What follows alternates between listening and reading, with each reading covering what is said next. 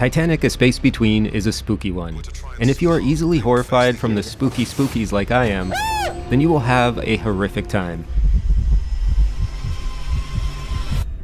In this first impressions video, I'm going to be taking you through some of the first hours in Titanic A Space Between. A full review video will be coming soon, so stay tuned for more. What we immediately know about the story is that you are sent back in time onto the Titanic to find out what happened to a woman named Diana. During this time, you are solving puzzles and navigating the ship while encountering spooky spookies. I was overall impressed with what was offered in Titanic A Space Between.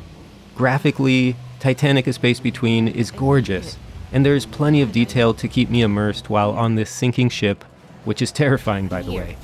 Present. The reflections, lighting, and beautifully crafted ship all add to the immersion.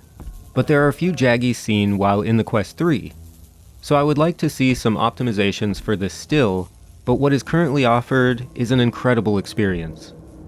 The controls are simple to understand, and as you would expect, you are given something similar to a multi-tool from Half-Life Alyx, and this helps you complete puzzles, find ghosts, and serves as a flashlight to make things more terrifying as you look down spooky halls.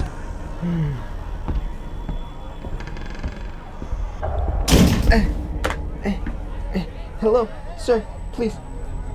Hello. In Titanic A Space Between, you are helping run this ship by shoveling coal into the furnace.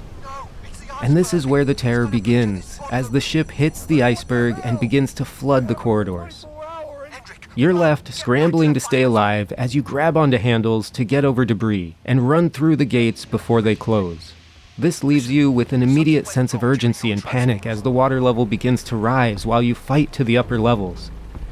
The sound design is incredibly fitting. While learning and exploring, you are left with inquisitive music, and that music quickly becomes somber and daunting as the flooding begins. Wait for me, goddammit! After all of this, you are left solving puzzles in Spookyville, where the cabin floors are slowly flooding as you are haunted by the spooky spookies.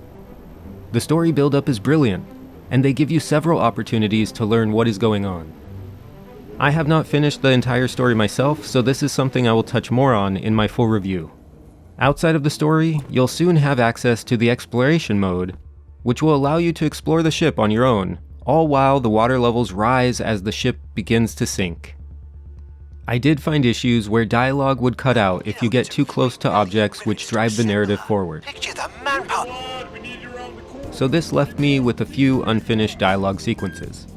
I believe Titanic A Space Between to be well worth it, especially if you are interested in boarding the Titanic to explore the ship's corridors for yourself. And while being terrified as the ship begins to sink, you are ensured horror as you are haunted and spooked by the ghosts. While this is my first impressions review and I have not finished the game entirely, I think I can safely say that I think this is worth it after spending a few hours in it and absolutely loving it. If you enjoyed this video, then liking it is really appreciated and shows your support. Subscribe if you want to, and if you want to see more, I review every game I play in VR. Until next time, take care. Raspberry, that's pretty good.